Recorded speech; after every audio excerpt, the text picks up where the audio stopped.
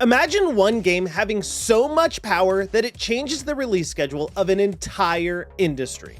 Obviously, I'm talking about Grand Theft Auto 6, which is coming out November 19th. Pre-orders are open, and I'm sure by the time that you watch this video, it will have broken every pre-order record for a game ever in the history of video games. That's how big Grand Theft Auto is, and Rockstar knows it, dude. And not only does Rockstar know it, but the entire video game industry knows it. And it's why, if you look at the release calendar of upcoming games, you can see that there is literally nothing releasing around the time of Grand Theft Auto 6. I mean, other than Barbie, because I think Barbie just knows that it's a completely different audience and they probably don't have anything to worry about. But everybody else, they're rethinking everything. And it's why September has now become one of the most crowded months in gaming that we've ever seen. Early October is even starting to look like it. Everyone is trying to give Grand Theft Auto as much space as they can because they don't want any chance of their sales being cannibalized. Except the problem is now that they've turned it into a whole new situation where they've put themselves together with too many other gigantic games that you're only gonna hurt yourself yet again. We've seen a few games slip until early next year, and that's probably one of the smarter things that they could do because they're not only giving themselves space from Grand Theft Auto, they're also giving themselves space from the dozens of other games that are releasing between the end of August and the middle of October. Because right now, we are dealing with an overwhelming amount of games, and if you're somebody like me who loves to play a lot of games and who loves new games and who loves big games, this fall is gonna hurt my damn wallet, dude. There's too many games coming out. There's way too many games coming out. And I understand that if Grand Theft Auto didn't exist, they would probably be spaced out a little bit more. And we would probably have like a weekly insanely good game release. But what's happening now is we're getting like 3 insanely good games releasing in the same week, every week for like 7 weeks straight. It's just a little too much. It's getting overwhelming. It's getting to the point that we're getting too many games, and it's starting to have a bad effect on everyone because what's going to happen here is that the only winner that's going to come out of this fall and this winter is going to be Rockstar and Grand Theft Auto and Take-Two, because that game is going to sell 1 billion copies and it's going to make $1 zillion, and they're gonna be happy. But then the other game companies, the other studios, are going to be sitting there wondering why their game didn't break any sales numbers. Why didn't we sell 1 million copies? Why didn't we hit our sales forecast? Well, because Control Resident and Silent Hill Townfall are coming out on the same day. And because Blood of Dawnwalker and Onimusha are coming out like a day apart.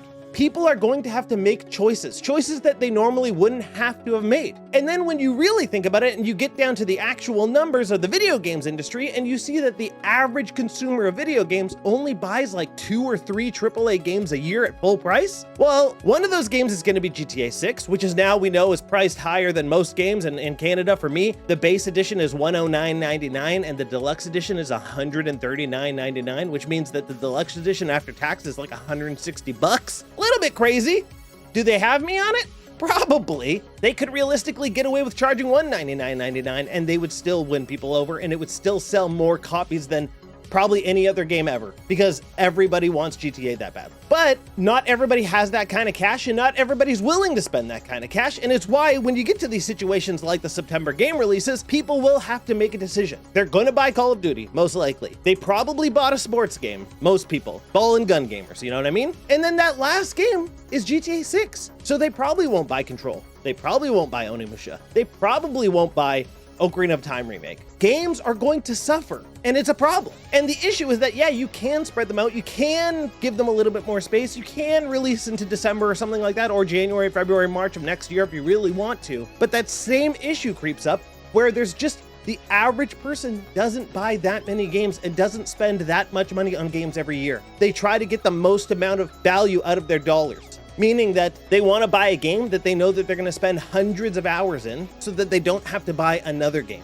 I'm not an average consumer of video games. Most of the people watching are probably not average consumer of video games. We like to play games. We want to play all the games. We love new games. But if you don't have the cash for it, it's a problem. And right now it looks like GTA is going to take everybody's dollars, which means everybody else is going to have to pay the price. And here's another thing. With PlayStation having the marketing rights for GTA 6, they are pushing this game harder than they've pushed any of their first-party games ever, dude. If you open up your PlayStation right now, one of the first things you're gonna see is a splash screen advertising that GTA 6 is now available for pre-order and that you should pre-order it now, even though it comes out in like 5 months and it's digital, so you don't need to pre-order it. You could pre-order it like 2 days early and just pre-download it and get the pre-order bonuses. You don't need to pre-order it now. But anyway, they're pushing this game hard, dude, because they know that on PlayStation, it'll be the best place to play the game. Most people are going to be playing it on PlayStation. If you have a PS5 Pro, it'll be the best version of the game, and they're taking full advantage of that. Buy the game on PlayStation. They've even updated their app icon to look like the GTA 6 colors. It's like they're going full into GTA 6 mode because they know that this game is going to make them a fortune, dude. They're not doing this for other games. They're not doing this for Wolverine, which is coming out in September, another September game. They're doing it for Grand Theft Auto because that's the moneymaker, dude. Everybody is willing to spend their money on Grand Theft Auto. It's why I've said many times, if they released a $199.99 edition of this game that you got to play even 2 days early, 48 hours early access, it would sell more copies of that edition than every other game releasing in September combined. Easily, dude. I guarantee it. And people will call them greedy. And even for their deluxe edition, people are instantly calling them greedy, saying that if any other developer did something like this, where they're basically locking a few stores and I think a few side missions to the deluxe edition, that if anybody else did something like that, everybody in the world would say fuck you to them and that you're the worst fucking publisher, worst fucking developer, worst fucking game ever of all time and you're greedy, fuck you, all that shit like that. But because they're Rockstar and because they're GTA, they could get away with it. But it's like people are forgetting that they've done this before. They did this with Red Dead Redemption 2. It's just that Red Dead was less popular, so less people cared. And more people are more angry now about literally everything. So of course it's snowballing into a much bigger issue, and I'm sure it'll become political and I'm sure it'll become woke, and people are already saying that Grand Theft Auto 6 is woke garbage because it's got bisexual lighting or whatever, which just means that you're a complete fucking idiot. But let's be real here, dude. It's going to be the biggest game of all time. It's guaranteed to be most likely one of the best games of all time, and it's most likely going to be one of the most deep and feature-rich games that's ever been made. And if it's not, then why did it cost them $1 billion to make, and why did it take them 10 years to develop? Their goal right now, the bar for GTA 6, is to be a 10 out of 10 masterpiece. Anything less is like, what the fuck were you doing? Basically. But I think also every developer knows that, and it's why they're trying to stay so far away. It's why they don't want to be part of the GTA 6 world. Stay away from it, don't have to worry about it. Ocarina of Time might not. Nintendo is probably the only company that can actually get in there and have any sort of impact and still manage to sell tons of copies with Zelda, because everybody loves Zelda and everybody loves Ocarina of Time. But I think also they don't want to still be part of this. It's too big. It's too overwhelming. It's too much. You gotta give it a little bit of breathing room.